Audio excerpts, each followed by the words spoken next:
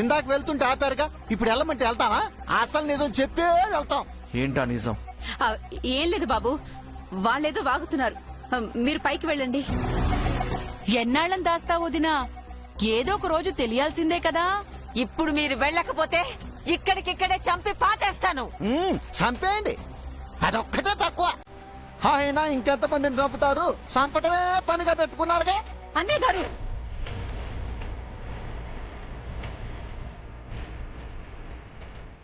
దయచేసి వెళ్ళండి. ఈ మర్యాద ఇంతకు ముందు ఏమైందో వదినా? మేమేదో దొంగలమైనట్టు, మీరేదో పోలీసులైనట్టు గుచ్చి గుచ్చి అడిగారు. ఇప్పుడేమో చెప్తామంటే వద్దు అంటున్నారు. నేను మళ్ళీ మళ్ళీ చెప్పను చంద్రిక, ఇంటి అల్లుడు ముందు పరువు తీసుకోకుండా వెళ్ళిపోండి. నేను ఇంటి అల్లుండా పాదచంద్రిక.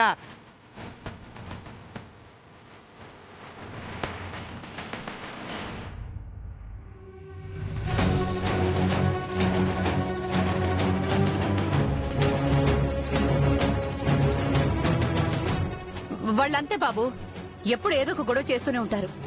మీరు పైకి వెళ్ళండి. మీరు పదండి బామ్మగారు.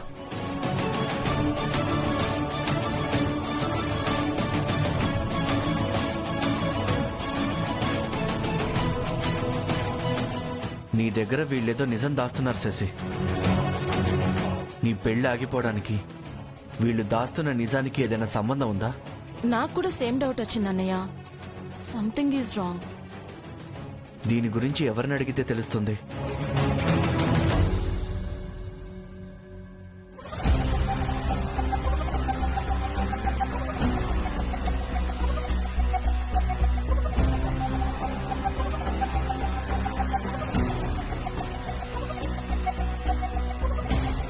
ఏవండి?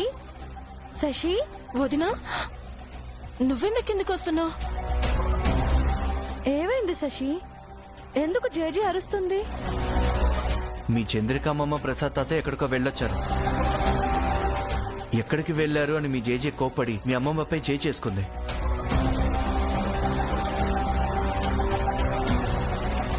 ఏంటి? అమ్మమ్మని జేజీ కొట్టిందా? అంతేకాదు వదినా, వాళ్ళేదో నిజం చెప్తానంటుంటే బామ్మగారు మీ నానమ్మ అడ్డుపడ్డారు. ఏ నిజం? నీకు తెలీదా, లేక తెలిసే దాస్తున్నావా? నాకేం తెలుసండి. కాకపోతే అమ్మమ్మ తాతయ్య ఎప్పుడూ ఏదో ఒకటి దాస్తూ ఉంటారు. అప్పట్లో అమ్మ అన్నయ్య నా గురించి ఈ ఇంట్లో నాన్నకు, ఇంట్లో వాళ్లకు తెలియకుండా దాచిపెట్టారు. ఆ విషయంగా జేజీ వాళ్లపై ఎప్పుడు కోపడుతూ ఉండేది. ఇది ఆ విషయం కాదు వదినా, ఇంకేదో విషయం. వాళ్ళు దాస్తున్న నిజం మీ జేజీకి నానమ్మ కూడా తెలుసు. జేజీకి నాన్నమ్మకి తెలిస్తే నాతో చెప్తారు కదా. అది వాళ్ళు నీకు ఏ విషయం చెప్పలేదా వదినా? నా అనుమానం ఏంటంటే మీ అన్నయ్య శశిని పెళ్లి చేసుకోకపోవడానికి వీళ్ళు దాస్తున్న నిజానికి ఏదో సంబంధం ఉంది. అవును వదినా, ఏదో బలమైన కారణం ఆయన్ని పెళ్లి చేసుకోకుండా ఆపుతుంది. అదేంటో తెలుసుకుంటే మన ప్రాబ్లం సాల్వ్ చేయొచ్చు కదా. అన్నయ్యకున్న కారణం వేరు, వీళ్లు దాచిపెట్టిన నిజం వేరు. ఎలా చెప్తున్నావు వదినా? అన్నయ్య ఎందుకు పెళ్లి చేసుకోవట్లేదో మనతో పాటు వీళ్ళకి తెలీదు. మేవెంత అడిగినా అన్నయ్య చెప్పట్లేదు. సమయం వచ్చినప్పుడు తనే చెప్తాను అన్నాడు. మరి వీళ్ళు దాస్తున్న నిజం మీ అన్నయ్యకి తెలుసా? అది కూడా మనం తెలుసుకోవాలి. అన్నయ్య ఎక్కడా? ఇందాక నువ్వు ఫోటోల దగ్గర భయపడ్డావు కదా వదినా. ఆ తర్వాత ఆయన చారుకేసా హడావుడిగా ఇక్కడికి వెళ్లారు, ఇంకా రాలేదు.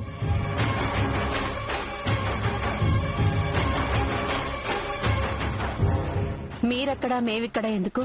అంతా కలిసే ఉందాం. వద్దునానమ్మా, ఎవరు ఎక్కడుండాలో వాళ్ళు అక్కడే ఉంటే మంచిది.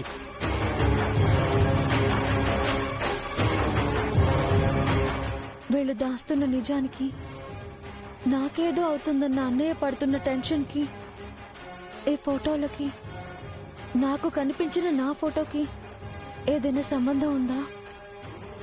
అదే అన్నయ్యని పెళ్లి చేసుకోకుండా ఆపుతుందా?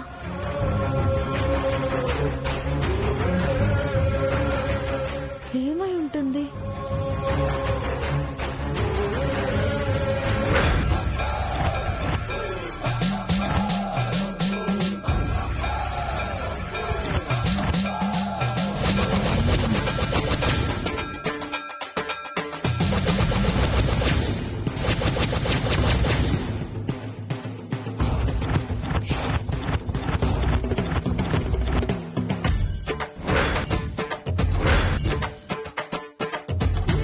మీరు చంద్రికపై చేయి చేసుకోకుండా ఉండాల్సింది బామ్మగారు.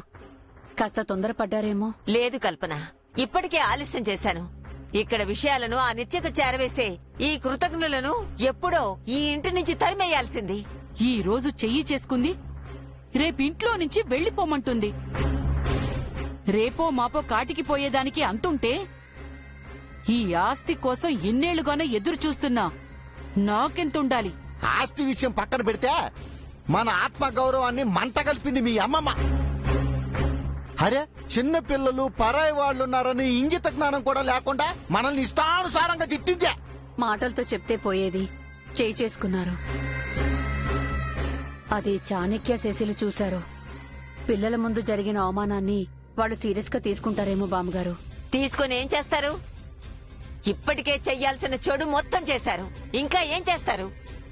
అని మా ముసల్దనుకుంటోంది. ఇల్లరికం ఉంటున్నారు, ఆధారపడి బ్రతుకుతున్నారు, వీళ్ల వల్ల ఏమవుతుంది అని మనల్ని చులకనగా చూస్తారా?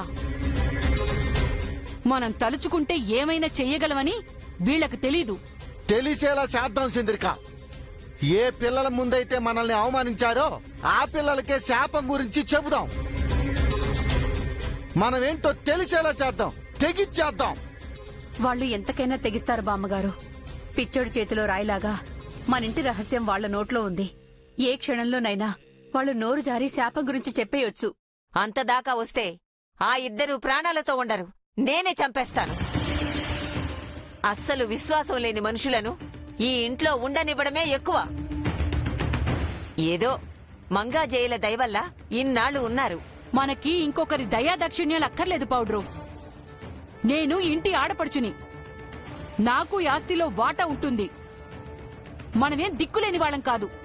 అంతేనా? మనకు ఈ ఇంటి రహస్యాలు చాలా తెలుసు. హ్మ్, ఒక్కొక్కటి బయట పెట్టామంటే అందరూ గుండె పగిలి సత్తారు. అసలే భయపడుతున్న గుండెలతో బతుకుతున్నా. ఇక శాపం గురించి వాళ్ళు చెప్పేస్తే ఈ ఇల్లు శ్మశానం అవుతుంది బామ్మగారు. అలా అని వాళ్లకు భయపడమంటావా కల్పన? ఆ నిత్య మంచిదని నమ్మి మోసపోయాం. దాని మాటలు విని వీళ్లు ఆటలాడుతున్నారు. ఇక నుంచి ఆట వేట మనదే కావాలి పౌడ్రు.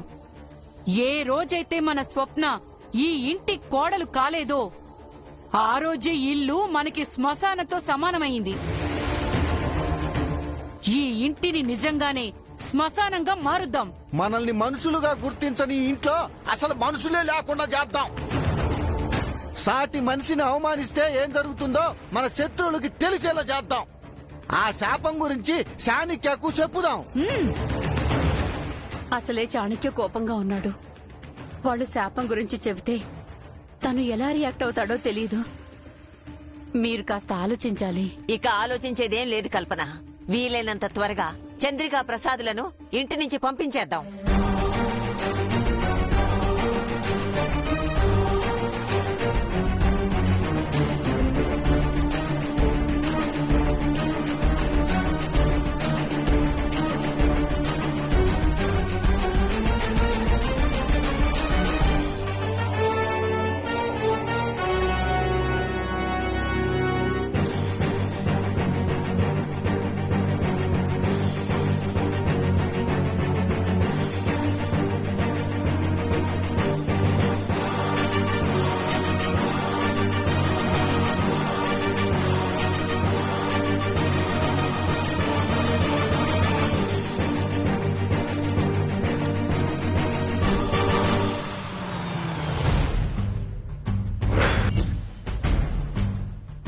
అభి, ఏమని చేసి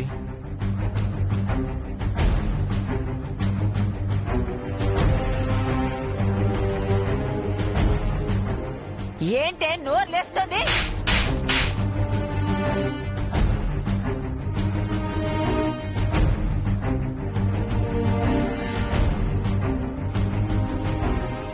ఈ టైంలో జేజీ వాళ్ళతో ఎందుకు గొడవ పడ్డారు బాబు? వాళ్ళతో నేను మాట్లాడతాను.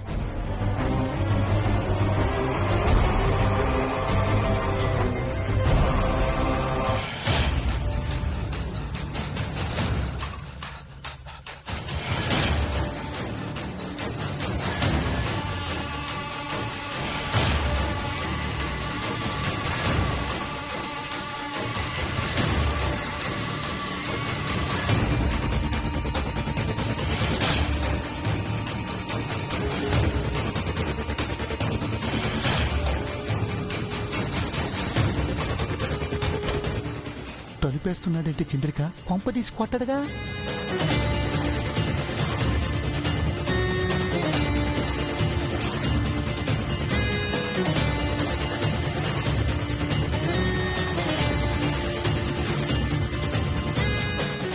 అమ్మమ్మ, తాతయ్య, జరిగింది తెలిసిందే. జేజీ అలా చేసి ఉండకూడదు. జేజీ తరపున నేను చెప్తున్నాను. మనసులో ఏం పెట్టుకోకుండా మన్నించండి. అమ్మయ్య, ఈడో కొట్టడానికి రాలేదు, సారీ చెప్తానికి వచ్చాడు. బావుందిరా. నువ్వేమో లగేజీ బయటికి విసిరేసి ఇంటి నుంచి వెళ్ళిపోమంటావు. మీ జేజేమో మమ్మల్ని దొంగలి చేసి చేయి చేసుకుంటుంది.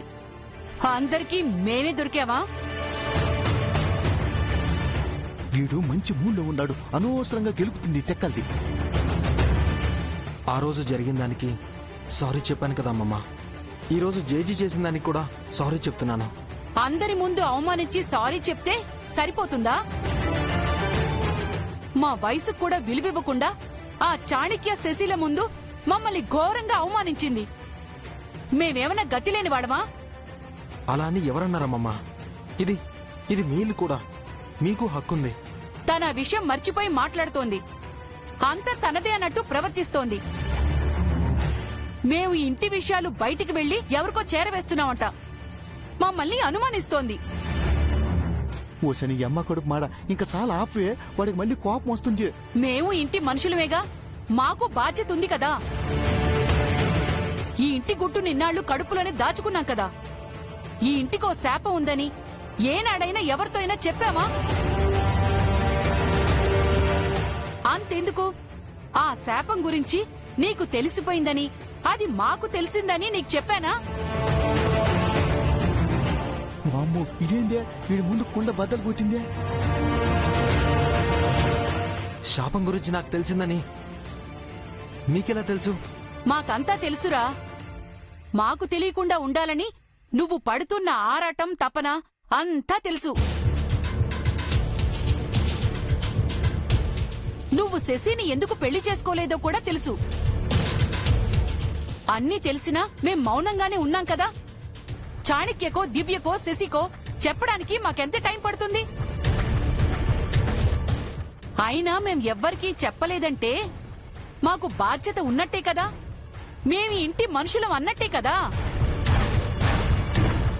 అవునమ్మమ్మా, మీరు బాధ్యత కలిగిన ఈ ఇంటి మనుషులు. మీకు తెలిసిన నిజాన్ని మీలోనే దాచుకోండి. దయచేసి ఎవరికీ చెప్పకండి. ఈ ఒక్క సాయం చేయండి. నువ్వు అడక్కపోయినా మేము సాయమే చేస్తున్నావురా. మళ్ళీ నువ్వు మాకు మొక్కాల్సిన పని లేదు. వెళ్ళి నీ పని చూసుకో.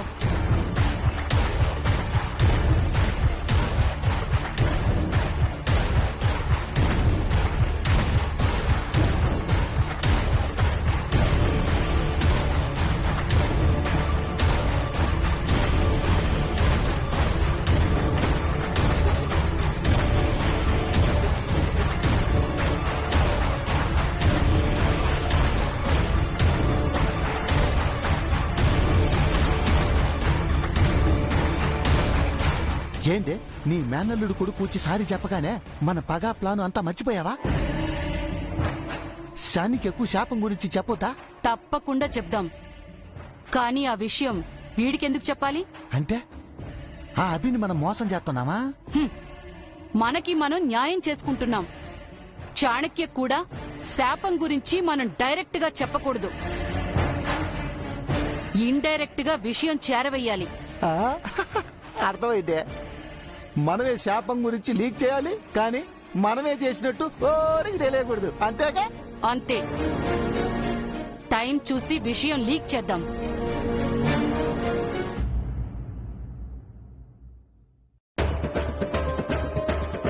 అమ్మాయి గారు, మీకు ముఖ్యమైన విషయం చెప్పాలండి.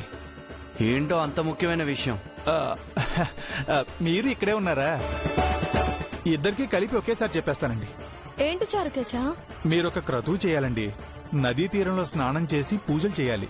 ఎందుకు? అంటే పెళ్లి ఆగిపోయింది కదా సార్, దోషాలేవో ఉన్నాయి. పూజలు చేస్తే అవి తొలగిపోతాయి, అందుకని. ఒక్క నిమిషం ఆగు. ఆగింది ఎవరి పెళ్లి? శశి గారు అభిబాబుల పెళ్లి. మరి పూజ ఎవరు చేయాలి? అంటే అన్నయ్య కోసం చెల్లెలు పూజ చేయొచ్చు కదా సార్. ఇంత ముఖ్యమైన విషయం అన్నయ్య చెప్పాలి కానీ నువ్వు చెప్తున్నావేంటి చారుకేశ? అంటే అమ్మాయి గారు మీకు తెలుసు కదండి, అభిబాబు ఏది నోరు తెరిచి అడగరు. ఏది నోరు తెచ్చి చెప్పడు కూడా. పైగా ఆయనకి పూజలు దేవుళ్ళు అంటే ఇష్టం ఉండదు. ఎందుకు ఇష్టం ఉండదు? ఆ రోజు నాతో హోమం చేయించారు కదా. అలాగే ఇప్పుడు పూజలు చేయండి. చెయ్యదు. అదేంటి సార్, పూజలు చేస్తే శశి మేడం పెళ్లి అవుతుంది కదండి. ఈ పెళ్లి జరగాల్సిన అవసరం కూడా లేదు. అలా అంటారేమిటి సార్? అందుకే కదా మీరు ఇక్కడికి వచ్చారు. అందుకే వచ్చాను. కానీ ఇక్కడ జరుగుతుంది వేరు. ఈ ఇంట్లో ఏదో సమస్య ఉంది. ఏదో రహస్యాన్ని మాకు తెలియకుండా దాస్తున్నారు. అదేంటో మాకు చెప్పాలి. అదేం లేదు సార్. ఉంది చారుకేశ, ఏదో ఉంది. అది నీకు కూడా తెలిసినట్టుంది. నాకేం తెలియదు అమ్మాయి గారు. మరి మమ్మల్ని ఈ ఇంటికి రాకుండా ఎందుకు ఆపాలనుకున్నావు? అంటే సార్ కోపంగా ఉన్నారు. అభిబాబుతో గొడవ అవుతుందేమోనని. ఇదంతా కాదు చారుకేశా. మీ బాబు ఎక్కడ? కింద ఉన్నారు సార్. తనని రమ్మని చెప్పు. తనొచ్చి దాస్తున్న నిజమేంటో చెప్పమని చెప్పు. అప్పుడే తను పూజలు చేస్తుంది. అదిగా సార్. నీ హద్దుల్లోనే ఉండి చారుకేశా. చెప్పింది చెయ్యి.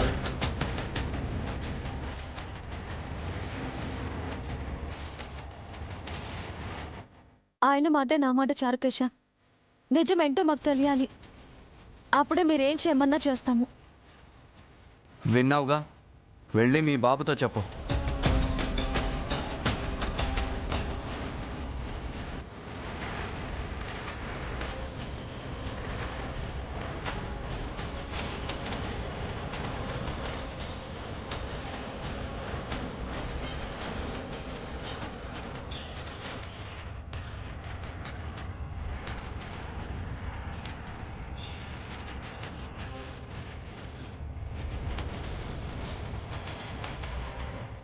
ఏమని చారుకేశా? దివ్యతో చెప్పావా? ఒప్పుకుందా? లేదు బాబు, నిజమేంటో తెలియాలంటున్నారు. దివ్య కూడానా? పక్కన చాణక్య సార్ కూడా ఉన్నారు. ఇద్దరు ఒకే మాట మీద ఉన్నారు. మనమేదో దాస్తున్నామని వాళ్ళకి అర్థమైపోయింది. ఇందాక మీ అమ్మమ్మ తాతయ్యలు చేసిన గొడవతో వాళ్ళ అనుమానం మరింత బలపడి ఉంటుంది. నిజం చెప్తే తప్ప వాళ్ళేమి చేయమంటున్నారు బాబు. నిజం ఎలా చెప్తాం చారుకేశా? అదే అర్థం కావట్లేదు బాబు.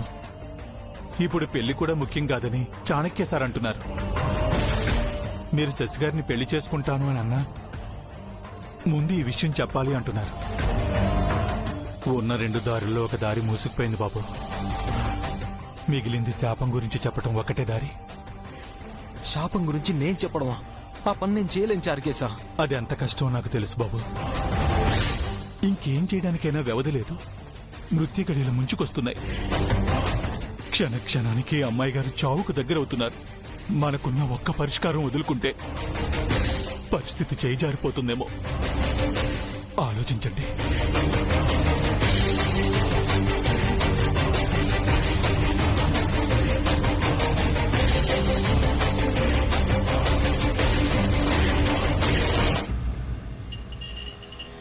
నాగభూషణం, నాగభూషణం!